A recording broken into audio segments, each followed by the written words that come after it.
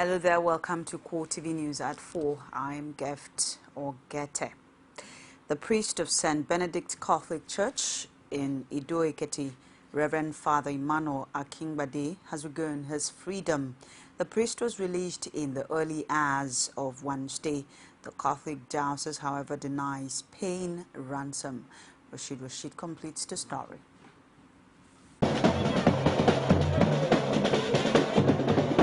That is the mood when the news of the release of Reverend Father Emmanuel Akingbade filtered into town. The father, kidnapped on the 9th of June, was released and allegedly found in Isho-Ekiti. The Catholic Bishop of Ekiti Diocese, Bishop Felix Ajakaye, speaks. They had been speaking with me, the abductors. They even allowed me to speak with Father.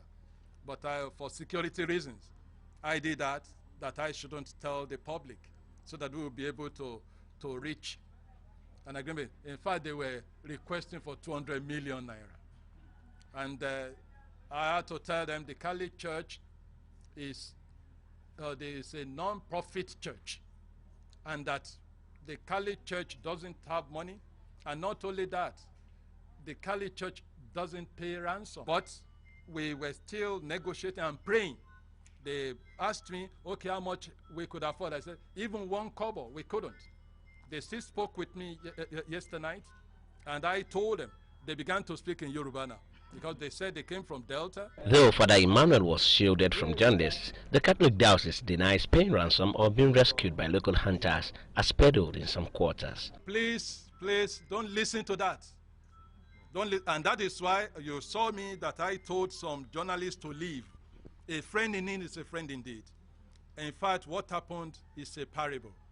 The Ekiti State Police Commissioner, Itop John James, via phone chat, confirms the release and arrest of 3 suspects in Delta State. I'm on tour. I had to break the tour to go and see the release Reverend Father and the Bishop. But the same members of the gang that have been arrested, but 3 of them at Delta State. They have a syndicate spread out in many states. There's an ongoing operation with the police and the DSS. So it's a joint operation going on, and we are not bringing out a lot of details, but we can tell you that various principal members of the gang have been arrested.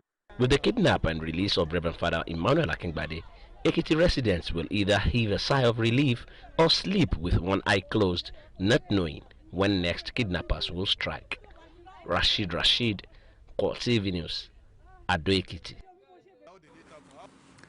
The United States of America has said it will work with President Muhammadu Buhari to stop the menace of Boko Haram in Nigeria and its neighboring countries, while President Goodluck Jonathan had complained during his tenure about the unwillingness of the American government to assist Nigeria in prosecuting the war against the terrorist group, especially in selling weapons to the country. But Washington said it would work with Buhari to likely increase the U.S. level of support, though it did not say whether that will include sales of lethal weapons earlier requested for by the federal government. The U.S. Assistant Secretary, Bureau of African Affairs, Linda Thomas-Greenfield, during a telephone press briefing on Monday held in South Africa at the 25th African Union Summit and monitored by our correspondent in Lagos, stated that Washington was committed to ensuring that Nigeria wins its battle against the terrorist group. She added that the U.S. was committing $5 million to Nigeria's efforts at defeating Boko Haram, and that Nigeria had been receiving equipment and technical assistance from the U.S. Nigeria's military authorities say troops shot dead several heavily armed terrorists who used women and children as shield on Sunday in the course of an attack on a community in Yobe State. Defense headquarters said in a statement that 1 soldier and vigilante member, however, died in the attack on Babangida, a town located 50 kilometers from Damaturu. It added that over 10 rifles and weapons accessories, as well as hundreds of rounds of ammunition and some hand grenades, were recovered from the fleeing terrorists. 3 Hilux vehicles were also captured from the Boko Haram insurgents. At least 10 people have been confirmed killed in 2 suicide attacks in Batiskum, Yobe State. The attacks took place at Dorowa, and a vigilante office along Gashua Road in the city. A hospital source told the Nation on phone that 10 people have been confirmed dead at the Potiskum General Hospital, while 5 others are badly injured. This attack is the latest in a series of suicide bombing by Boko Haram militant in recent times, with Potiskum having suffered more of the attacks, especially in Yobe State. The Police High Command has put an embargo on all forms of leave for its officers and men in Zone 6 Command comprising Rivers, Ebonyi, Akwa Ibom and Cross River States. A statement signed by the Force Public Relations Officer Emmanuel Ojukwu said the IGP Solomon Arase made the other to stem the increasing trend of kidnapping and violent crimes there. The statement further noted the IGP is concerned that despite several directives on anti-crime activities, the situation there was not abated, thus leading to the stern warning to the police. The Police High Command, however, reaffirmed its commitment at ensuring that peace prevails and people go about their lawful businesses in all parts of the country. They enjoined the public to report suspicious persons and criminal elements at the nearest police station for prompt action. Youths for Change Nigeria, an umbrella group of Nigerian youths, has said President Muhammadu Buhari is the leader of Nigeria, not just of the All Progressives Congress. Hence, it will be wrong to clock him in a partisan toga. In a statement issued in Lagos on Tuesday, the organization's national leader, Mr. Shehu Mbobade, said the moment Buhari was sworn in as president on May 29th, he became the leader of all Nigerians, irrespective of their party affiliations. Electoral officers who participated in the 2015 elections have converged on Abuja for a 3-day retreat to review their performance. This, according to the Independent National Electoral Commission, is with a view to planning ahead for the next sets of election in 2019. Many of the electoral officers used the opportunity to share experience on an election which was adjudged as one of the best in Nigeria's political history. Pa Samuel has more. From north to south, east to west, they have gathered here to brainstorm over the successes and challenges of the just concluded general elections. Even though the 2015 elections are over, INEC is keen in assessing its performance. This, they say, is to ensure a better 2019 polls and to avoid the identified hiccups of the recent election. In Ebonyi State, generally, I think the election was fairly done, an improvement over the previous years. Particularly in my local government, I think we did the best we could. Even though we know after every election there may be litigations here and there, but to the best of my knowledge, we did what the commission expected us to do. The 2015 election was adjudged as free and fair by international observers. But these electoral officers say this was in spite of glaring logistic challenges. For the next election to be better than the previous one, INEC says it will ensure that adequate preparations are made on time. The major challenges we could see is in the area of the logistics and security. Like in my area, in Delta area, is the security. The security area. The security is never enough. Well, the thing that anything a human being does, there are about to be some faults, but generally the commission performed exceedingly well. Yes, they did well. The electoral officers will be in Abuja for the next 3 days to review the challenges of the 2015 election with a view to ensuring a better showing in 2019. Pa Samuel, CoreTV News, Abuja. Lagos State Governor Akinwumi Ambode has announced the dissolution of all Board of Parastatals and agencies of government. The directive takes immediate effect. Ambode says he was appreciative of the contributions of the outgoing board members to the development of the state. According to the governor, the dissolution excludes the State Judicial Commission, the Civil Service Commission and the State Independent Electoral Commission. He says new boards will be constituted in due course. The leadership of the People's Democratic Party in Edo has called on Governor Adams Oshomole to stop forthwith the manipulation and unacceptable deprivation of the local government of its legitimate allocation. Chairman of the state PDP, Dan Obia, described the governor's last 6 years of administration as characterized by financial recklessness and maladministration. Our correspondent found in this report. Addressing the party faithful on the recent development in the state where youth are laid off work, judiciary grounded, unpaid civil servants, amongst all the challenges facing the state, he assured the gathering of the party's intention to salvage the situation as well as ensure local government autonomy if given the opportunity to serve. I want to use this opportunity to call on the Edo State government to stop the manipulation and unacceptable deprivation of local government's legitimate allocation. This cannot continue.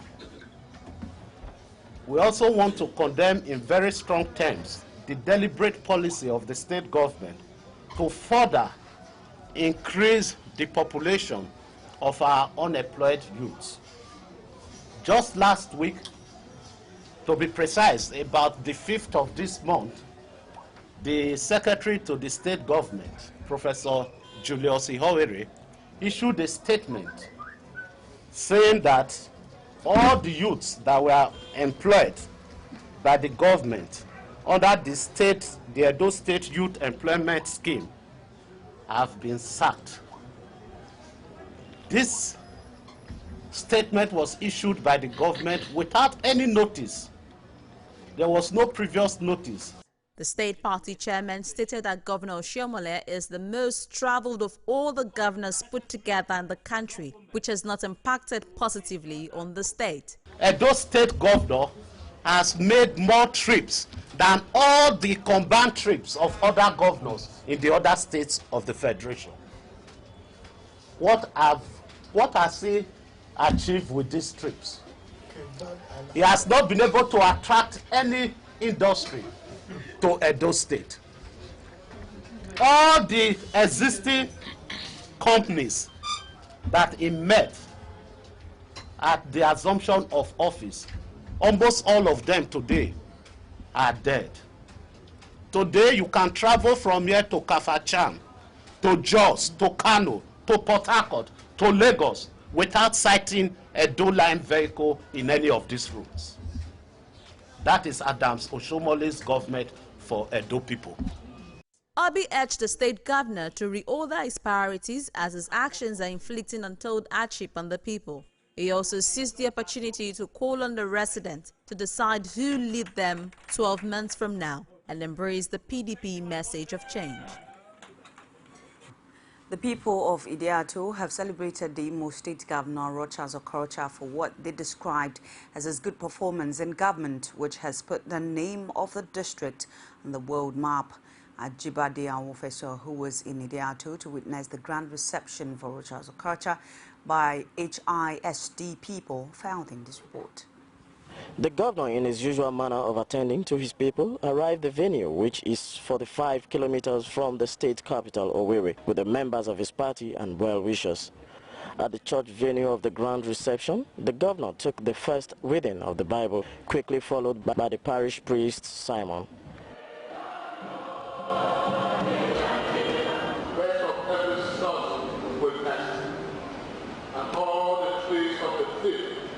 Shall know that I, the Lord, bring low the high and make high the low tree.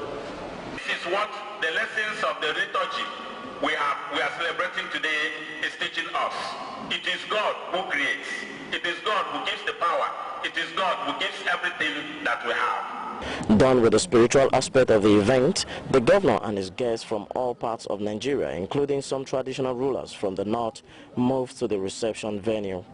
The organizers delivered the opening salvo. Themselves, instead of improving the welfare of the masses, but your last 4 years, the exercise of governance has changed the notion and proved you as the lover of the masses. With this, several different groups within Idiato presented gifts to the governor.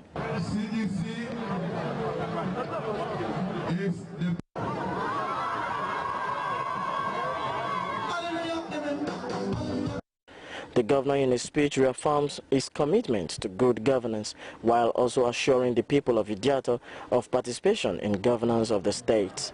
To you, the coalition, God bless you and God bless my people.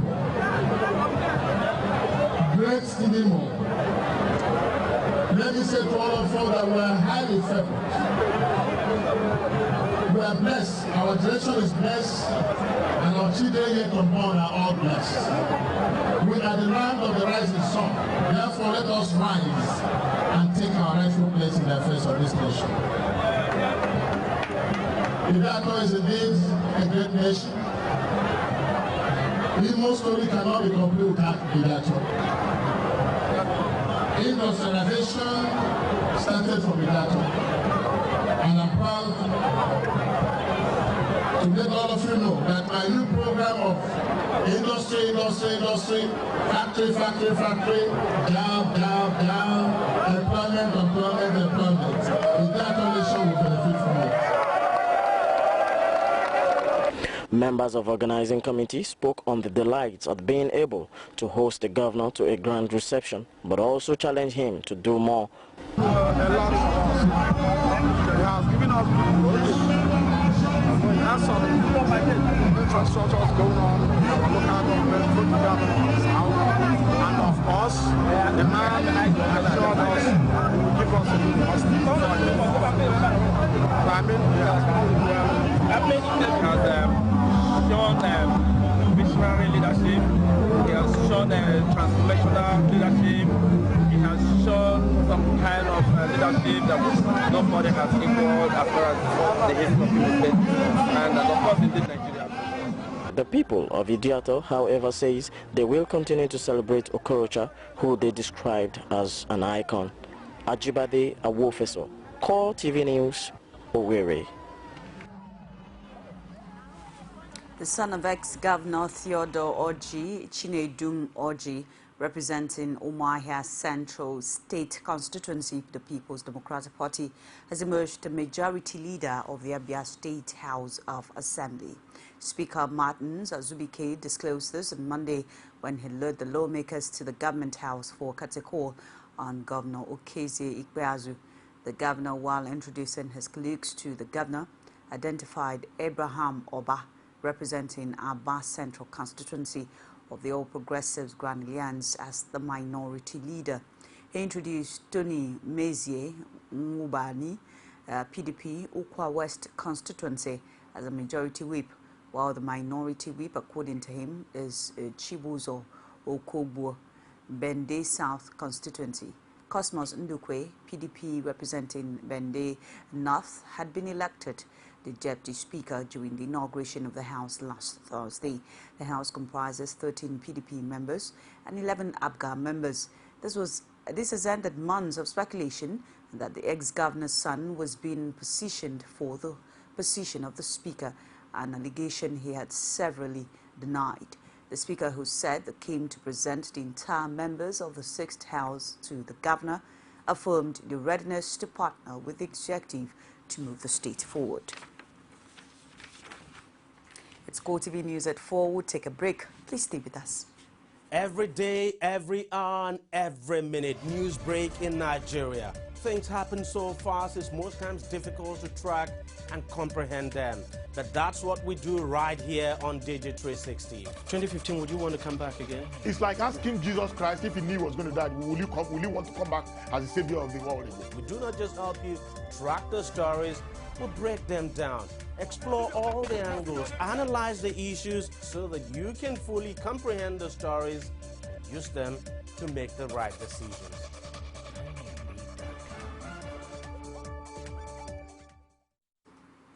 Welcome back. Now, do not forget that you can catch us on our social media platforms, facebook.com/CoreTV News,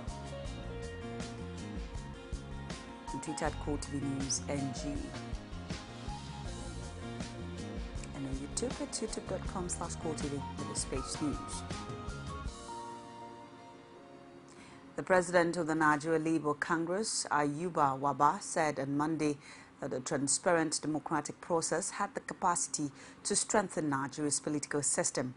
Waba made this known in an interview in Geneva, Switzerland, while reacting to the June 9 election of Bukola Saraki as the Senate president and Ike Ekweremadu as the Deputy Senate President of the 8th National Assembly. He said NLC will always support the democratic process and oppose the imposition of political leaders. The NLC president congratulated all members of the two chambers of the National Assembly on the successful election of their new leadership and urged them to be focused, patriotic and committed to deepening democracy and development in Nigeria. He praised President Muhammadu Buhari for not interfering in the elections of the National Assembly leadership, saying, "We hope this will serve as a lesson to all politicians, amongst others, who always allow democracy to run its full course without any dictate or imposition of candidates or views on others." He also appealed to the lawmakers to reconsider all bills that are before them with a view to moving the country to greater heights. Chief Justice of Nigeria, Justice Mahmood Mohammed, has urged judicial officers to shun corruption and other unethical practices in order to diminish public confidence in the judiciary. He also warned that the judiciary is more prepared than ever before to mete out sanctions against any erring judge that toy with his or her oath of office. The CJN said that at the 2015 induction course for newly appointed judges and cadis organized by the National Judicial Institute in Every Abuja. judicial officer must abide by the Code of Conduct for Judicial Officers of the Federal Republic of Nigeria and judicial ethics as expounded in Bangalore Principles of Judicial Conduct. Any judicial officer who does not abide by the Code of Conduct knows his way out of the judiciary in Nigeria. The Nigerian judiciary is now more prepared and more poised than ever before to rid itself of all ugly darts inflicted on it by unscrupulous persons occupying judicial offices in the past. The National Judicial Council and the respective state judicial service commissions are ethically empowered to remove with ignominy any judicial officer or judicial staff that have chosen the path of dishonor, to be lazy or refuse to abide by the judicial ethics and the judicial code of conduct. A federal high court in Abuja on Monday refused a prayer by former governor of Adamawa State, Murtala Nyako, seeking an order restraining the Economic and Financial Crimes Commission, the EFCC, the police and the Department of State Service from arresting him. Nyako was reportedly squeezed by the EFCC for over 8 hours after he surrendered himself to the commission on June 2, 2015. The former governor had, by an expatriate parte application, sought an interim injunction restraining the EFCC and other security agencies from detaining him in relation to a case of alleged financial malpractices. He had instituted the suit following his apprehension that he could be arrested over the said allegations by the Inspector General of Police, Solomon Arasi. The DSS or EFCC may arrest and prosecute him, but instead of granting his prayers, Justice Ahmed Mohammed asked his lawyer, Olukoya Ogunbeje, to put the other parties on notice by serving the court processes on them. The Economic and Financial Crimes Commission has arraigned Biechina Chikeluba, also known as Lisa T. Jackson, before a Lagos High Court Ikeja on a 17-count charge of obtaining money by false pretense, personation, forgery and using false document. 21-year-old Chikeluba was said to have met his victim on Facebook using the false identity of Lisa T. Johnson, a United States citizen. EFCC said that in one such instance in March 2013, he obtained about £54,000 from 1K Oaks through Western Union on the pretext that he was an American woman dealing in gold in Nigeria and needed money to increase her capital. When the charges were read to the defendant, he pleaded not guilty in view of the plea of the accused. Prosecution counsel Andrew Akoja asked for a trial date and prayed the court to remand the defendant in prison custody. The firm's counsel Chijioke Agu informed the court that he has already filed an application for bail and asked to be allowed to move his application.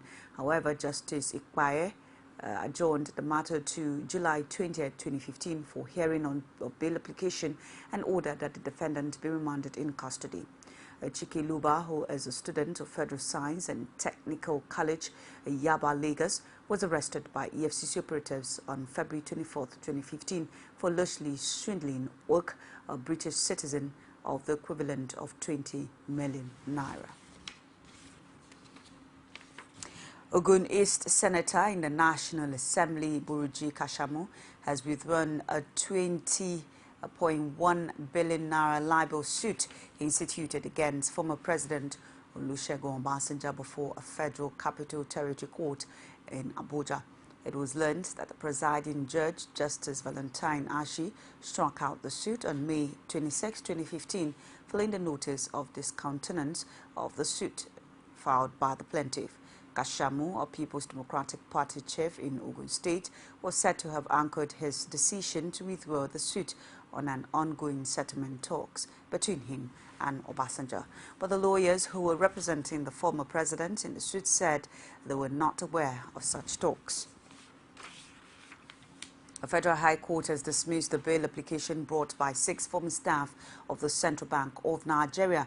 The accused persons, Patient Okureye, Afolabi Olufemi Johnson, Ilorin Adekunle Sunday, Okolawole Babalola, Olaniran Muniru Adeola, and Fatai Adedokun Yusuf, are being prosecuted by the Economic and Financial Crimes Commission for illegally recycling mutilated currency in excess of 8 billion naira.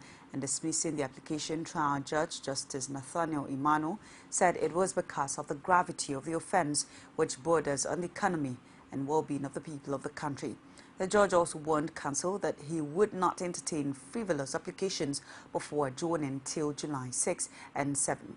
In a similar development, Justice Imano also dismissed the bail application brought by 3 former CBN staff and 2 from Sterling Bank staff.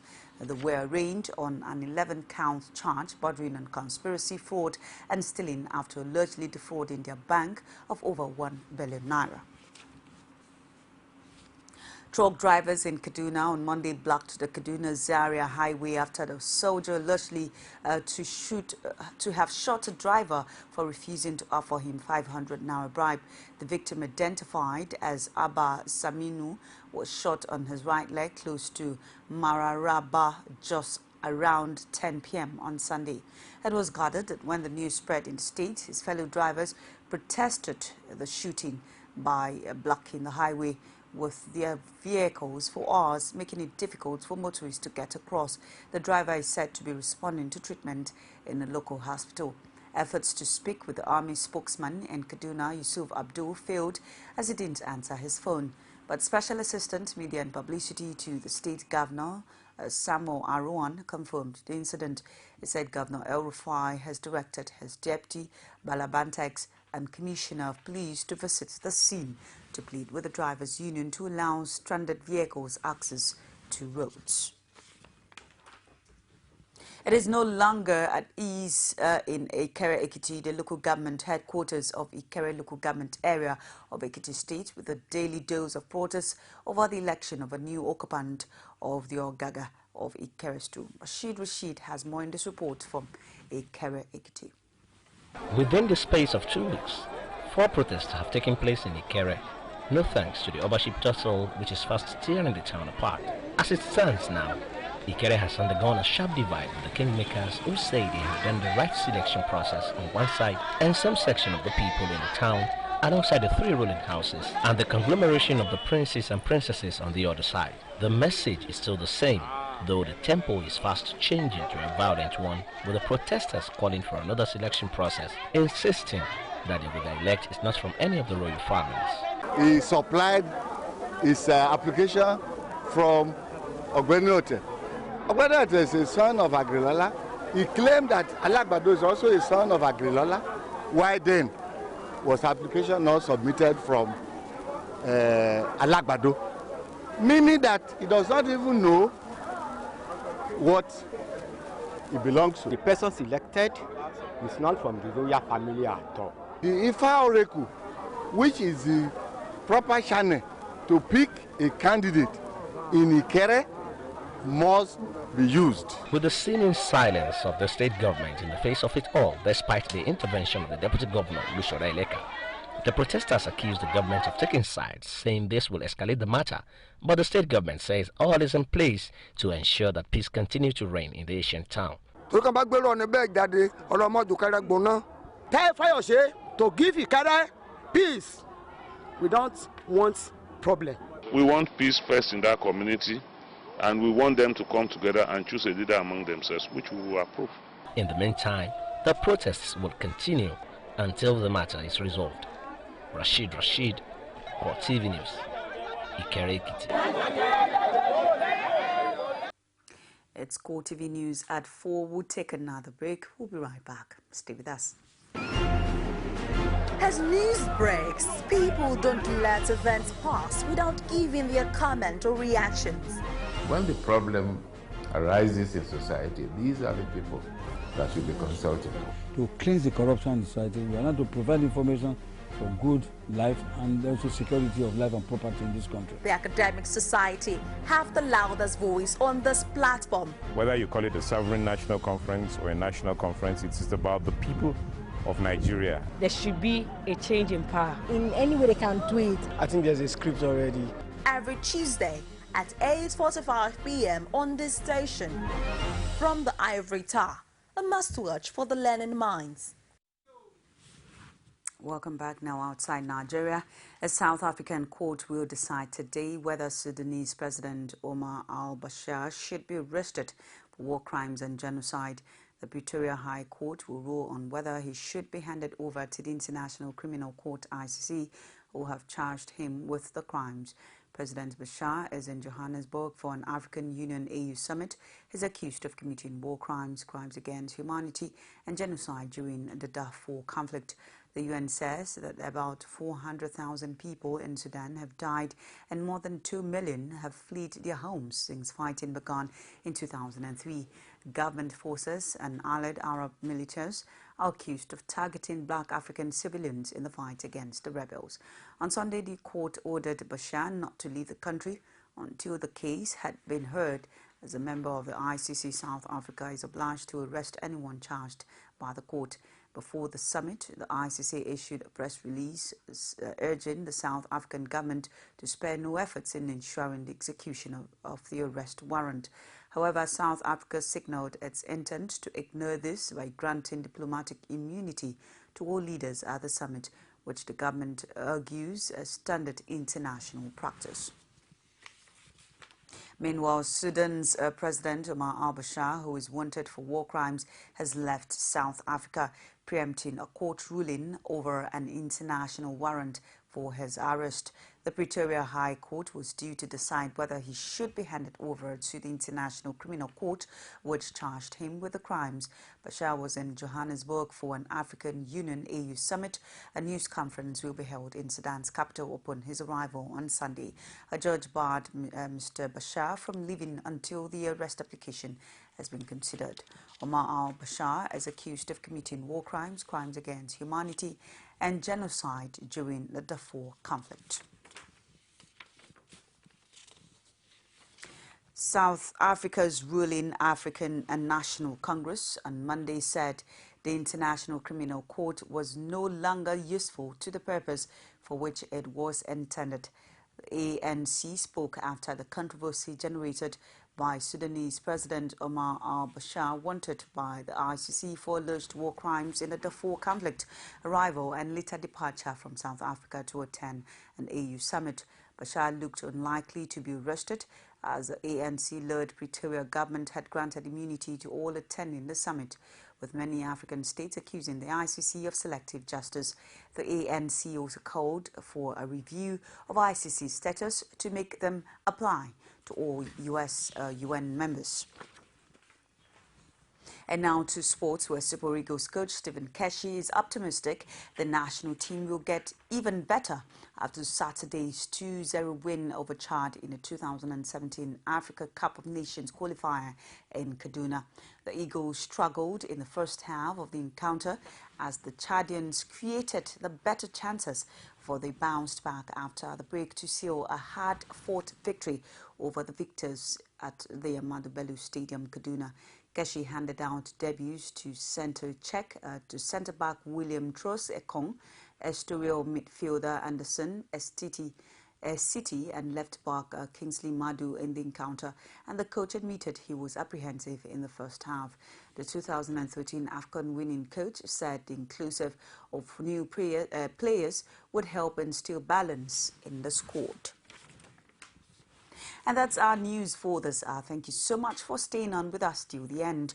On behalf of the entire production crew, I am Gete. Do enjoy the rest of our programs.